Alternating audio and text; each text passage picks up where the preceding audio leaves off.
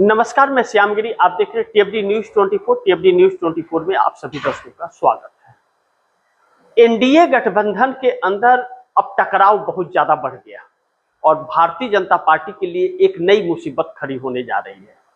India गठबंधन का agenda set है और बैठक के अंदर जो एजेंडा है उसको लेकर के चर्चा जारी है। लेकिन बड़ी महत्वपूर्ण यह है कि बिहार से खबर अच्छी नहीं आ रही है। एनडीए गठबंधन के अंदर घमासान और नाराजगी बढ़ती जा रही है। उपेंद्र कुशवाहा के बेटे दीपक प्रकाश को एमएलसी का टिकट न मिलने के कारण एनडीए गठबंधन में एक बड़ी दरार की चर्चा तेज हो गई है। नीतीश कुमार ने जो झटका जोर का दिया, नीतीश कुमार ने टिकट देने से इनकार कर दिया और साफ कहा कि आपका गठबंधन हमारे साथ नहीं है, आपका गठबंधन भाजपा से है, भाजपा से जाकर के मांगिए। और भारतीय जनता पार्टी ने वादा खिलाफी कर दिया। ऐसे में बिहार की राजनीति गर्मा गई। लेकिन बिहार की राजनीति में सम्राट चौधरी एक बड़े संकट में फंसते हुए नजर आ रहे हैं। उन्होंने जो दांव चला और लालू परिवार का मकान खाली कराने का और सुरक्षा कम किया, उसे उल्टा पड़ गया है सरकार को। अब सरकार छटपटा रही है, करे तो क्या करे। कोई अनहोनी अगर हो गई तो संकट आ जाएगा और राबड़ी देवी अब झुकने को तैयार नहीं है। लालू प्रसाद यादव के पूरे परिवार ने अपनी सुरक्षाएं वापस कर दी है सरकार को और मकान भी खाली करने की तैयारी में है। ऐसे में सरकारी आवास लेने से भी इनकार कर दिया है लालू परिवार ने। ऐसे में सरकार का जो एजेंडा था भारतीय जनता पार्टी का और जो वह दांव चल रही थी, सारा उल्टा पड़ गया है, धरा का धरा रह गया है और सम्राट चौधरी सरकार को सांप सूंघ गया है जैसे। अब ऐसे में नीतीश कुमार चुप हैं, नीतीश कुमार कुछ नहीं बोल रहे हैं। लेकिन नीतीश कुमार सरकार की रिपोर्ट को लगातार मना रहे हैं। अब लालू प्रसाद यादव की सुरक्षा वापस करना और पूरे परिवार का, और लीडर ऑफ अपोजिशन है जबकि तेजस्वी यादव, उन्होंने भी वापस कर दिया। तो ऐसे में भारतीय जनता पार्टी के लिए संकट तब पैदा हो जाएगा जब अगर कोई खरोच आ गया। ऐसे में फिर से सुरक्षा भेजा गया, लेकिन लालू परिवार ने लेने से सुरक्षा मना कर दिया और वहां से कुछ दूरी पर, मकान से कुछ दूरी पर वैन में बैठी हुई प्रशासन इंतजार 24 घंटे से कर रही है। लेकिन राबड़ी देवी ने साफ कह दिया कि सरकार अपनी सुरक्षा ले जाए, हमें नहीं चाहिए उसका सुरक्षा। ऐसे में पूरे बिहार के अंदर माहौल खराब हो गया है एनडीए गठबंधन को लेकर। 20 साल से अधिक हो गया राबड़ी देवी का सत्ता गए हुए, और उसके बाद जो राबड़ी देवी और लालू प्रसाद यादव को लेकर के यह हमला एनडीए गठबंधन की तरफ से हो रहा था, भारतीय जनता पार्टी या नीतीश कुमार कर रहे थे, वह सारे दांव इन लोगों के उल्टा पड़ गए। बिहार के लोग भी अब तो यह चौक चौराहों पर चर्चा होने लगा और कहने लगे कि यह तो अब अति हो रहा है। 20 साल से तो इनकी सत्ता है, फिर लालू की बात कहां से आ गई। और यह तो अब लालू परिवार के साथ बहुत ज्यादा हो रहा है जिसकी कल्पना नहीं की जा रही थी। यह ठीक नहीं है। इसका मतलब वह सिंपैथियां बिहार की जो है वह लालू परिवार के साथ जा रही है। तो सम्राट चौधरी सरकार के होश ठिकाने आ गए और अब सम्राट के मंत्री जगह जगह जहां जा रहे हैं गांव देहातों में, वहां दौड़ाए जा रहे हैं और पत्थरबाजी वहां हो रही है। सरकार संकट में आ गई है। नीतीश कुमार एकदम चुप है। नीतीश कुमार जब तक सीएम थे तब तक सब कुछ मिला, और नीतीश सीएम से हटते ही भारतीय जनता पार्टी ने घर खाली कराना और सिक्योरिटी में जो कमी करी है उससे सरकार संकट में आ गई है ना करने के बाद। लेकिन नीतीश कुमार एनडीए की बैठक में नहीं जाएंगे, मोदी की बैठक में नीतीश नहीं जाएंगे।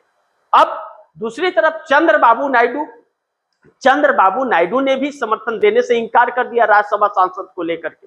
जो भारतीय जनता पार्टी ने एक सांसद, राज्यसभा सांसद चुन करके अपना चाह रही थी आंध्र प्रदेश से, लेकिन आंध्र प्रदेश से चंद्रबाबू नायडू ने समर्थन देने से इनकार कर दिया। भारतीय जनता पार्टी छटपटा करके रह गई।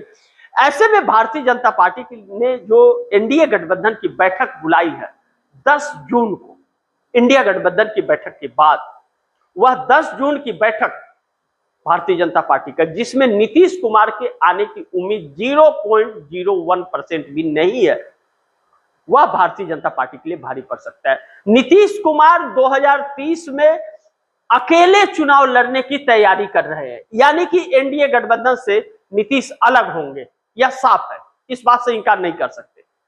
नीतीश कुमार एनडीए गठबंधन से अलग होंगे क्योंकि 2030 में अकेले चुनाव लड़ने की तैयारी कर रहे हैं और 200 सीटों को टारगेट कर रहे हैं। इसी हिसाब से वह अपने पार्टी की सदस्यता को भी बढ़ावा दे रहे हैं, जो 6 महीने में 1 करोड़ लोग जेडीयू से जुड़े हैं। और चंद्रबाबू नायडू भी अब अलग तैयारी में लग गए हैं, क्योंकि नरेंद्र मोदी के खिलाफ जो माहौल बन रहा है, जो कांग्रेस धरना प्रदर्शन कर रही है या घेर रही है बाकी मुद्दों पर, महंगाई पर, शिक्षा पर, स्वास्थ्य पर, पेपर लीक पर, नीट पेपर लीक, सीबीएसई पर, जिस तरह से घेर रहे, चंद्रबाबू नायडू के लिए वह संकट बनता जा रहा है। कांग्रेस जनता पार्टी जो एक सीजेपी बनी थी, जो जंतर मंतर पर धरना प्रदर्शन हुआ था, वह एक प्लांट था, प्लांट किया हुआ, अन्ना हजारे के आंदोलन की तरह वह प्लांट किया जा रहा था विपक्ष के खिलाफ, राहुल गांधी के खिलाफ, लेकिन वह असफल हो गया। सारा भंडा फूट गया। सारा भंडा फूटते ही भारतीय जनता पार्टी बैकफुट पर आ गई। अब चंद्रबाबू नायडू को डर लग रहा है कि कांग्रेस जिस तरह हर राज्यों में कर रही है, वह आंध्र प्रदेश में भी वह सब कुछ चल रहा है। ऐसे में चंद्रबाबू नायडू के सत्ता जाने का डर है कि 2029 में वह सरकार बना पाएंगे, सरकार में आ पाएंगे, चुनाव जीत पाएंगे, इसकी गारंटी नहीं है, क्योंकि जनता भड़क जाएगी। और यह सब कुछ नरेंद्र मोदी की वजह से हो रहा है, धर्मेंद्र प्रधान का इस्तीफा न लेने के कारण। बहुत सारी वजह रही।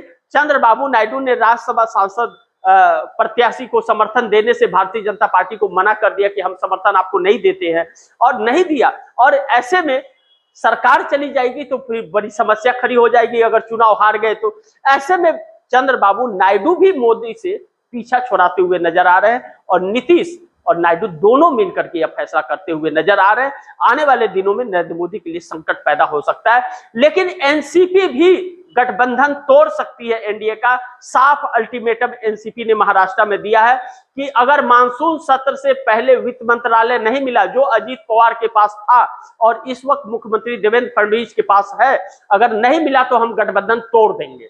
सीधा एनसीपी ने कहा है हम गठबंधन तोड़ देंगे। 41 एमएलए और 1 सांसद के साथ 54 एमएलए 7 सांसदों के साथ एकनाथ शिंदे घर वापसी की तैयारी में है, और इधर इंडिया गठबंधन का एजेंडा सेट हो रहा है, जो मोदी सरकार के लिए बहुत बड़ा संकट पैदा कर सकता है। ऐसे में शरद पवार, स्टालिन, अरविंद केजरीवाल, हेमंत सोरेन, यह लोग बैठक में इंडिया गठबंधन के नहीं आए। ममता बनर्जी, अखिलेश यादव और राहुल गांधी, 3 लोग मुख्य स्टेज पर दिखे। जो ममता बनर्जी को आज कांग्रेस की जरूरत है, क्योंकि ममता बनर्जी टूट फूट सी गई हैं, और ममता बनर्जी ने अगर कुछ गड़बड़ करने की कोशिश की तो उनकी पार्टी खत्म हो जाएगी।